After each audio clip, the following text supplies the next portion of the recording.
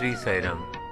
In this edition of Pranasakha, we'll be listening to Brother Ravi Kumar. Brother Ravi joined Bhagwan Baba's Ooty school at the age of 7 and continued his education in Prashanti Nilayam and Vrindavan campuses.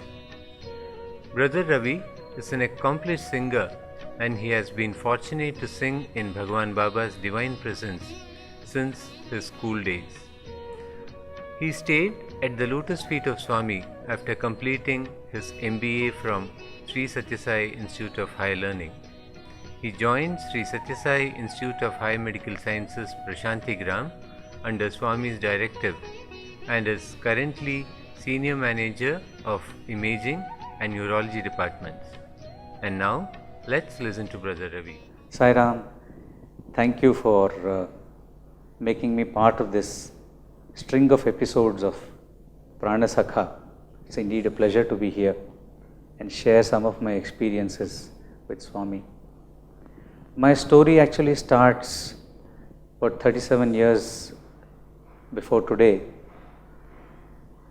I had just finished my second standard in Coorg, where I was studying. My parents were settled there in Coorg in Karnataka. My father was not very happy with the level of education that the school provided, that basically any of the schools provided in Coorg. And then, to his surprise, he found that Swami had started a school in Ooty. He was overjoyed. In fact, taking you 3 or 4 years before that, one of the very senior people who was a district president of the Samiti in Coorg, he happened to be a friend of my father, and he is the one who actually introduced our family to Swami. And in 1975, in fact, our whole family had come. I was a tiny tot. We had come here, my father, mother, sister and I, we had come here during the Dashera in 1975. So that was the first time I apparently saw Swami, though I have no recollection of that day.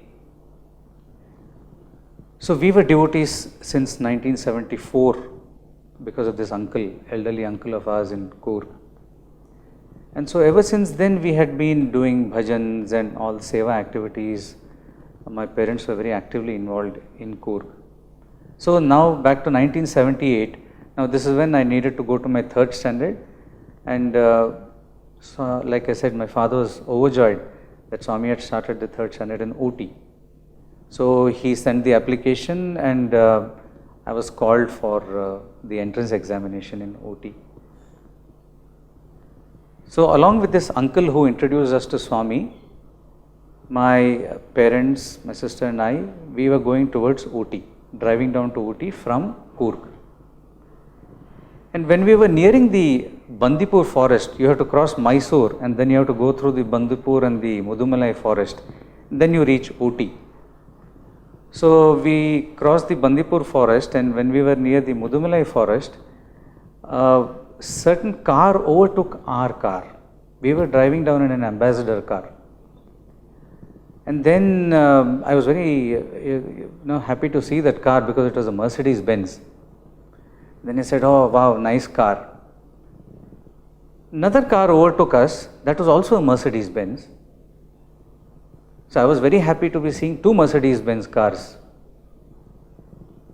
But the stunning part was that the curtains of the Mercedes Benz which overtook us second, it parted and we saw a halo of hair on the back seat of that car, and my father shouted, "Swami, that is Swami." We think, "Wow, that is Swami?" And I said, "Yes, that is Swami." And then my father told the driver, "Come on, keep up pace with that Mercedes Benz." Easier said than done. Ours was an ambassador car and that was a Mercedes Benz, but we were doing our best and we kept up with that. There were about 1 or 2 other cars only following Swami's car. So Swami stopped at this guest house in Mudumalai and we also stopped, and then with folded hands we were waiting outside that guest house. And then Swami looked at us, and then before going into the guest house he looked at us and said, "Yellinda bandidira." So that was in Kannada, which meant, "Where are you coming from?" So my father said, Swami, we are coming from Madikeri, Coorg. Swami said, oh, nice, and then went inside. At this point in time, my mother looked at father and said, Swami knows that we are Tamilians, we speak Tamil at home. Why is he speaking to us in Kannada? Father said, see, that is Swami's wish. We also speak Kannada because we are there in Karnataka. So how does it matter which language he speaks to us in? As long as, we are lucky Swami has spoken to us. Swami goes in, then, the loving Lord, he sends food for us. Then we also had lunch there. Apart from us, like I said, there was another family which was waiting. So we quickly had our lunch and then we were waiting for Swami to come out again so that, hopefully have another darshan and, we always, all devotees look forward to have a darshan, sparshan and a little bit of sambhashan. Darshan and sambhashan had happened already. Swami came out. The first thing he does is he looks straight at my mother and he asks in Tamil, Sapta cha? This is wonderful, and this is how we are introduced to Swami, and he tells you that I know everything. You may whisper kilometers away, you may be countries away from me, but I know everything that you speak. So mother had just asked why Swami not speaking to us in Tamil, and here Swami comes out and asks her point blank in Tamil. So then we proceeded, Swami, and we found out Swami is actually going to Ooty. Oh, we were overjoyed. We followed Swami's car, and then in Ooty, of course, I wrote the entrance exam. My mother was not too happy to put me in a hostel. I think most mothers are not happy to leave their little children in hostels. But like I said, father was very keen that I get a good education and in Swami's school. What better can you ask for? So anyway, I wrote the entrance, and mother's prayer, I won't say prayer, probably it was a wish that I stay at home with her, and father was fervently praying and hoping and wishing that I get into that school. So I think as a middle solution, my name was last on that list of people, of boys and girls who got into the school. So there were about 30 children who got into the school, and we were going through that list and my name was not coming. So mother was getting happy and father was getting dejected, and number 30, last name is mine, and I am into the hostel. So third standard, I was about 7.5 years old, 1978, I get into Swami school. My mother was very unhappy. My father was very happy. Of course, they didn't share these contrasting emotions with each other. Who do they share it with? They share it with Swami. So they went back to their hotel room. I was left behind in the hostel. And in the hotel room, father was saying, he had turned to one side and expressing his own prayers to Swami. My mother had turned to the other side and she was expressing her own prayers and her own expressions to Swami through tears, one of joy, one of sorrow. So the next morning what happens is, there is this lovely little fountain outside this Sri Satya Sai Vidya Vihar, Uttakamand, Ooty. Around that fountain is where devotees would sit. So my mother was sitting on one side, my father was sitting on the other side of the fountain. Swami comes out for darshan. And then he straight goes to father, and then he tells him, pointing towards the hostel, he said, Channagiddare. Channagiddare in Kannada means he is fine, but that he is laced with respect. So this is what Swami is, a 7-year-old kid, but then he tells my father, Channagiddare, the kid is fine. So father is happy. Father was anyway happy. He was more happy. Then Swami goes up to my mother, who was praying fervently to Swami, obviously saying, now that he is your child, take care of him. And she was shedding tears. Swami walks up to her and tells her, don't worry, I will take care of your son.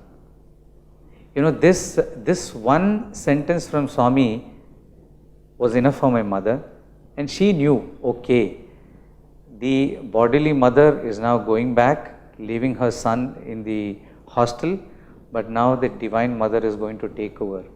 With that kind of a confirmation from the Lord Himself, the mother doesn't need anything more. So father is happy, mother is happy, and I didn't know what I was feeling. As a little kid, you don't know what you're feeling in the hostel, but I was not homesick. So darshan got over, and parents left. That evening, which happened to be the first session, that we were about 90 kids in OT who were there in 1978.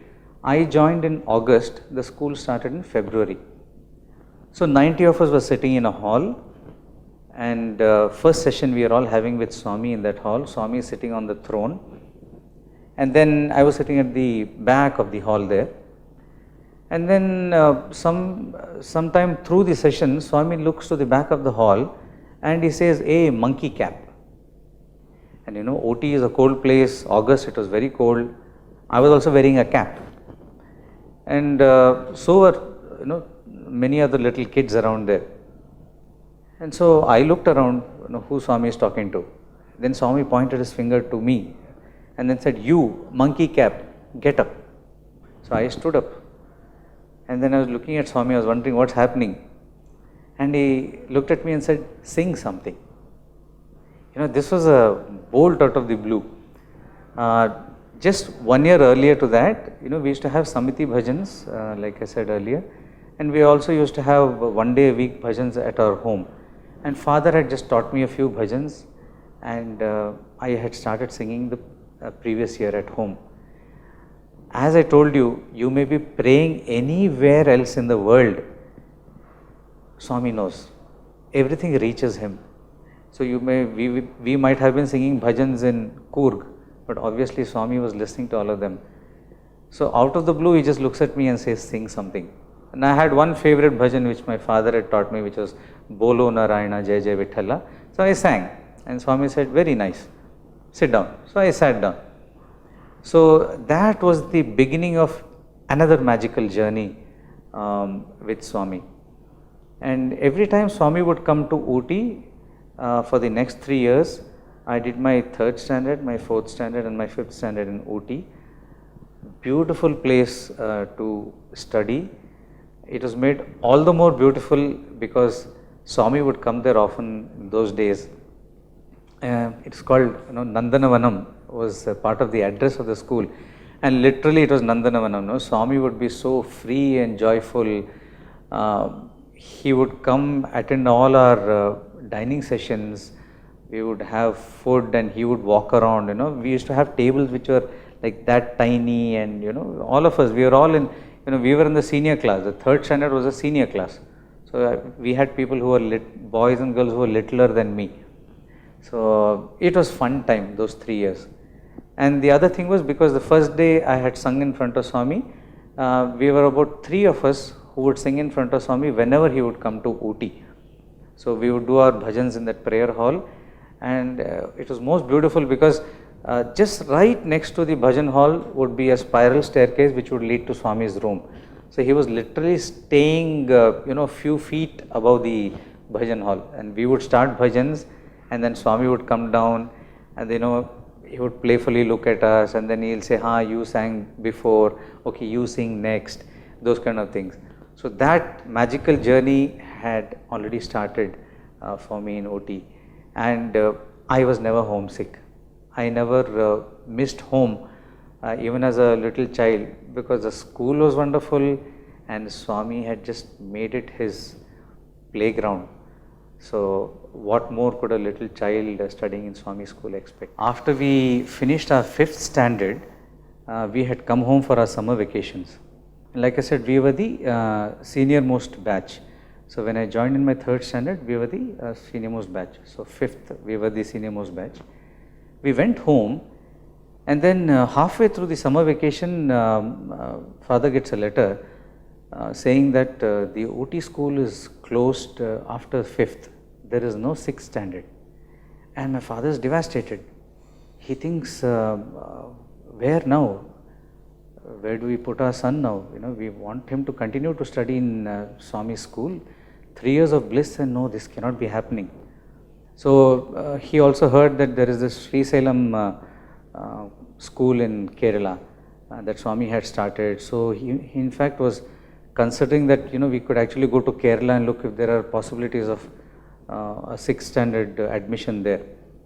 Then what happened was some of my other classmates, parents and my parents, they got in touch and then they said, no, why should we go here and there?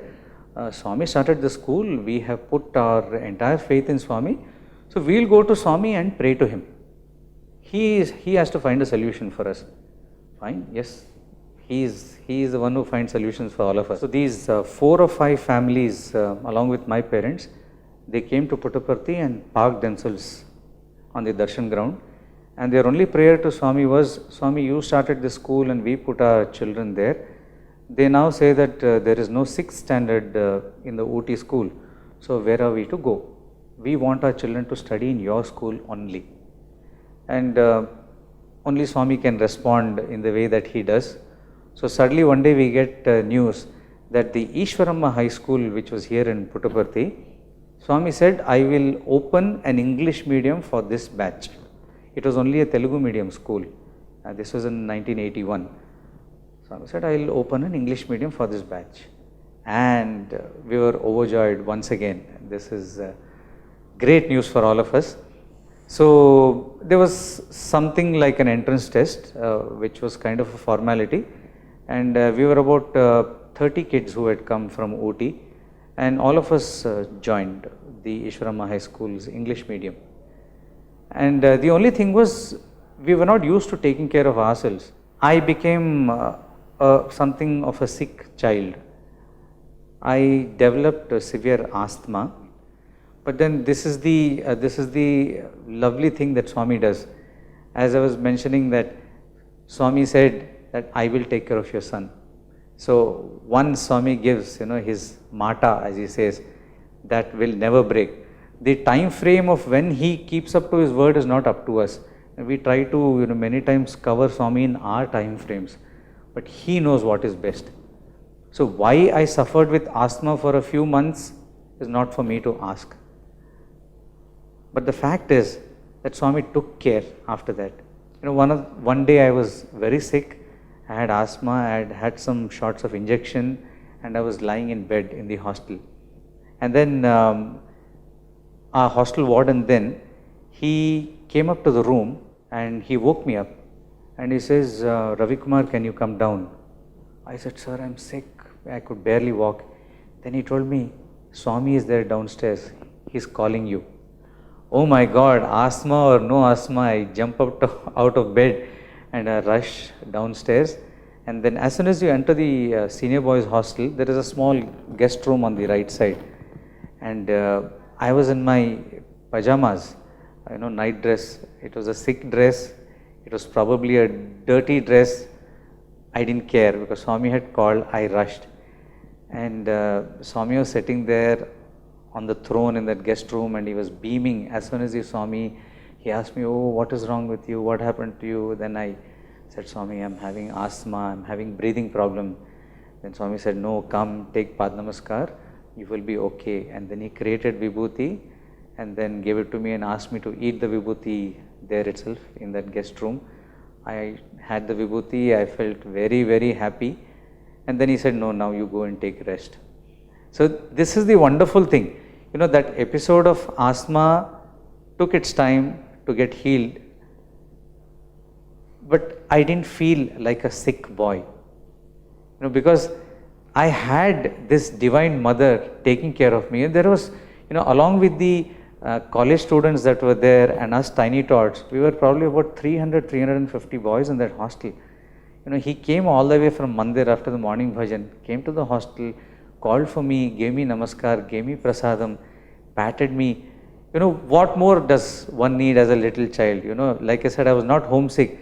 But then these are the times when you become physically sick, you start becoming homesick. But then Swami ensured that I was not homesick. Did your singing in Swami's presence continue in Puttaparthi also? Yes, very fortunately that happened. Swami came to the hostel to attend some of the programs that the senior brothers would put up in the 6th standard, in my 7th standard. And by then I had sung in the hostel a few times. So some of these senior brothers of mine, they permitted me to sing one bhajan when Swami was seated on the jhula in the dining hall of the hostel. So I had sung a bhajan in front of Swami, and Swami had looked at me very keenly. He did not say anything in the hostel. And of course, after the program, all of us went and we had got Swami's Pad Namaskar, so I was very happy. The next day, for some reason, I had gone late to the mandir. Meanwhile, Swami had come out for darshan.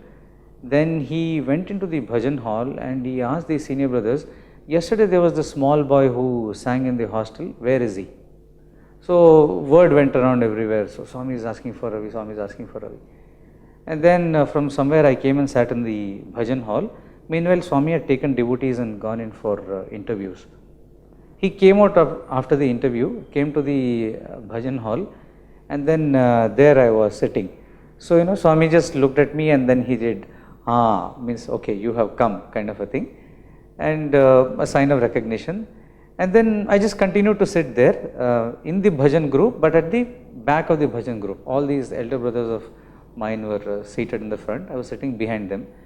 So during this bhajan session, Swami looked at me from the throne, and then he motioned to me like this, asking me to come up to him to the throne where he was seated in the bhajan hall. So in the middle of the bhajans, I got up and I walked up to him, and then he asked me to come closer to him. So I leaned closer to him and he said, sing the bhajan that you sang yesterday in the hostel.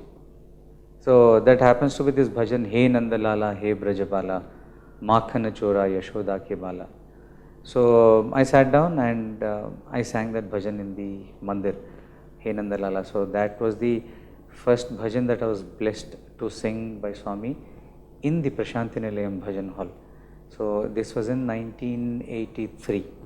Yes, so that was the blessing that I had back then. So that is how I started singing in mandir after I came to Puttaparthi.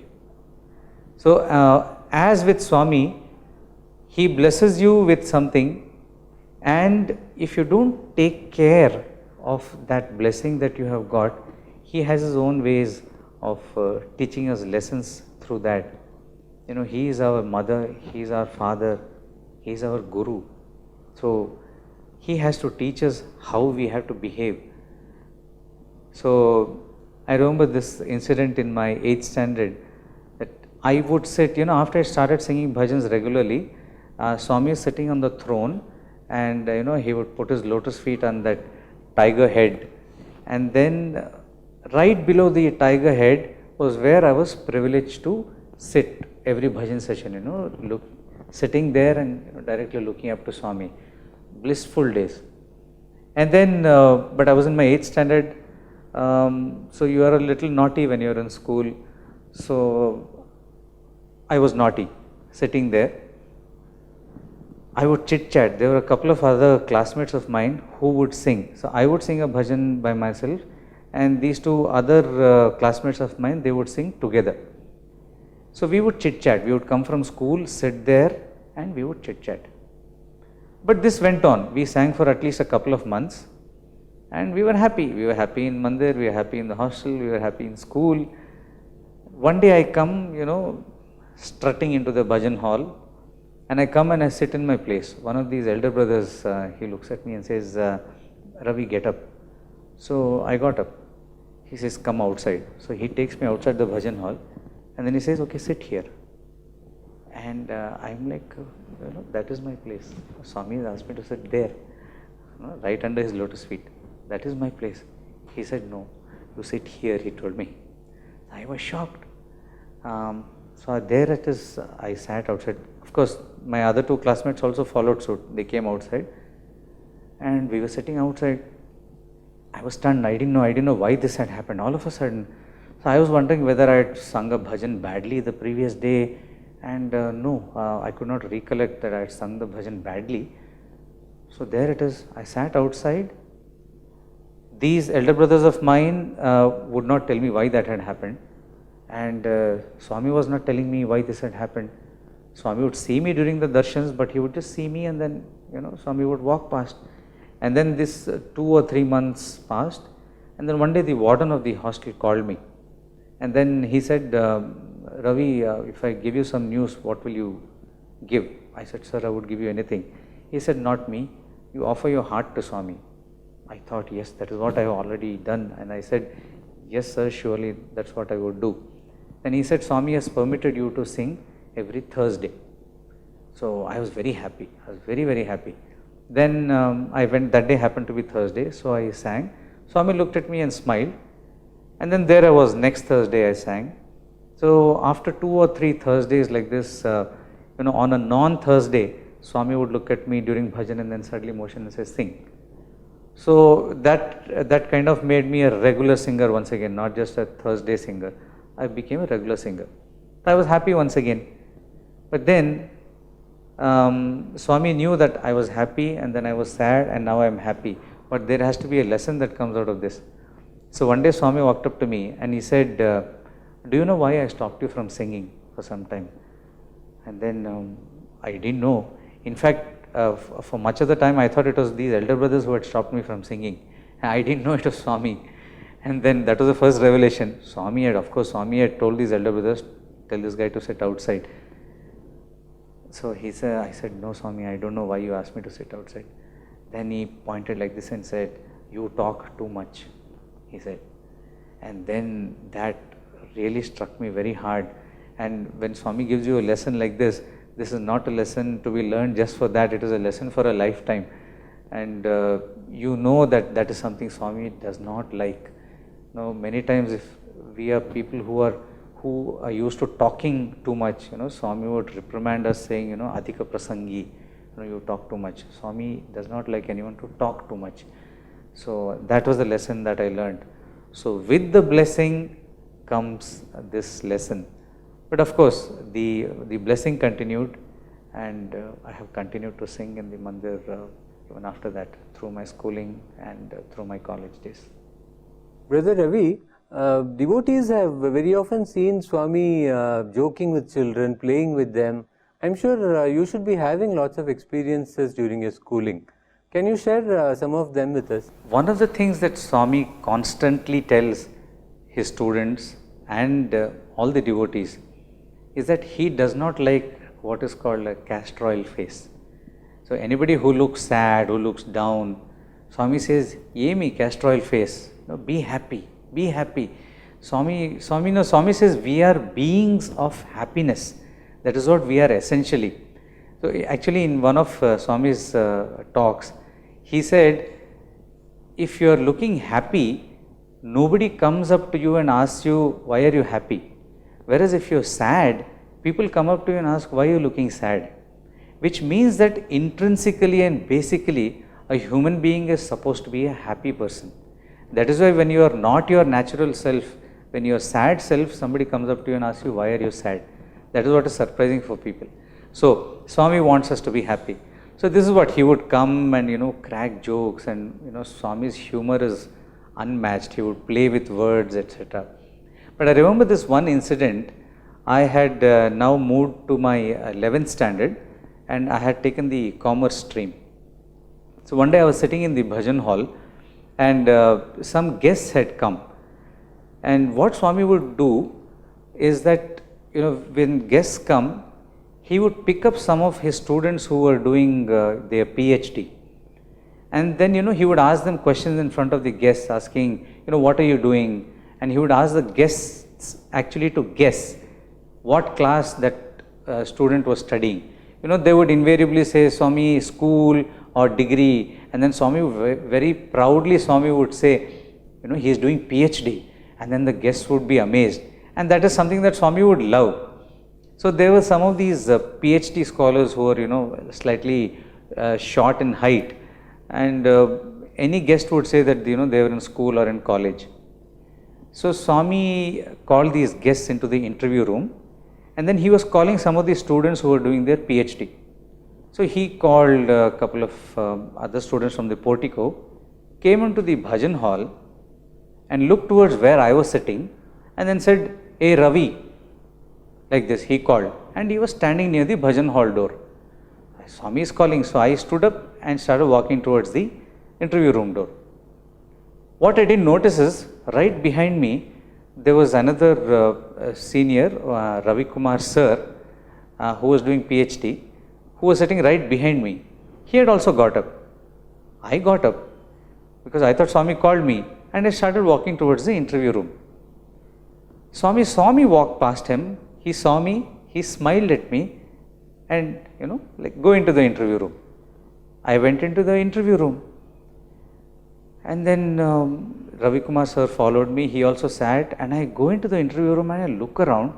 I see these people who have come from the University Grants Commission, from the UGC. Some of the top people have come, and all these elder brothers of mine who are all doing PhD, they are sitting around me, and I am looking around. I am like a total misfit in that place. But then what, Swami had called me, so I have every right to be sitting there.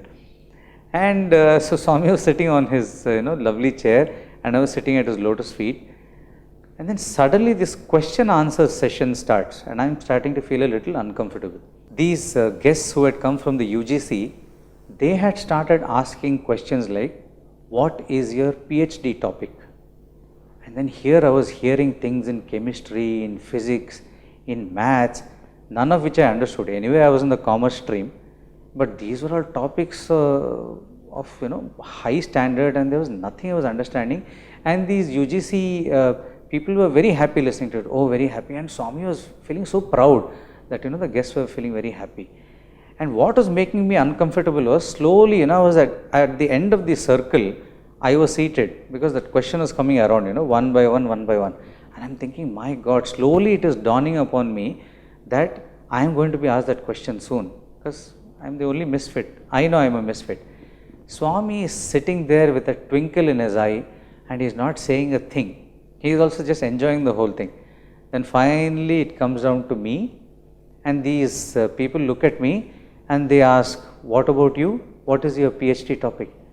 And I'm like, me, PhD topic? I'm in my 11th standard. I barely know what commerce is. And Swami is looking at me and he says, Cheppu. Yeah, tell them. I'm like, Swami, what do I tell? Swami is saying, Cheppu. Ni topic emi, Cheppu. And he has a twinkle in his eye, and I know he's he's about to laugh, but he's not laughing. Swami is a master. And he's asking me the twinkle which only I can make out, and I blurt out to them saying, accountancy. And these, because my group was commerce, accountancy and economics. So the first thing that came to my mind was accountancy. And I said, accountancy.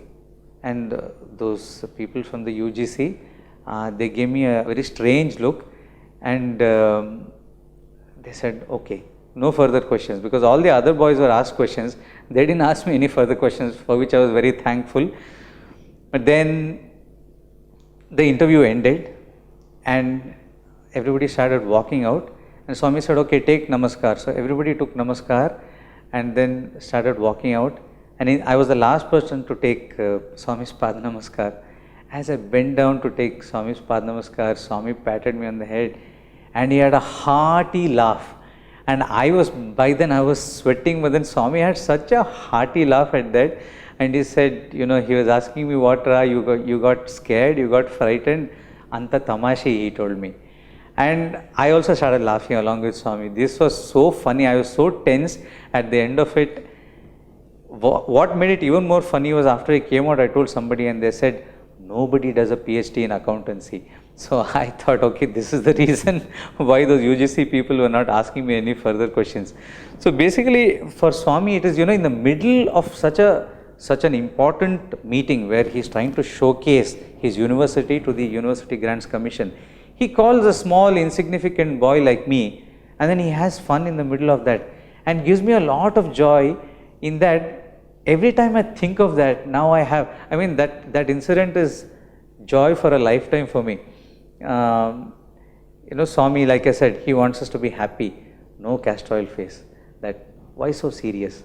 So now every time he says, I still remember Swami said, Imral, you got tensed, you got angry, nothing, just tamashi, laugh.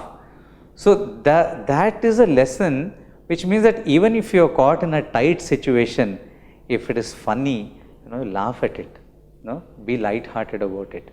that is also the lesson that I got from this humorous incident that I went through.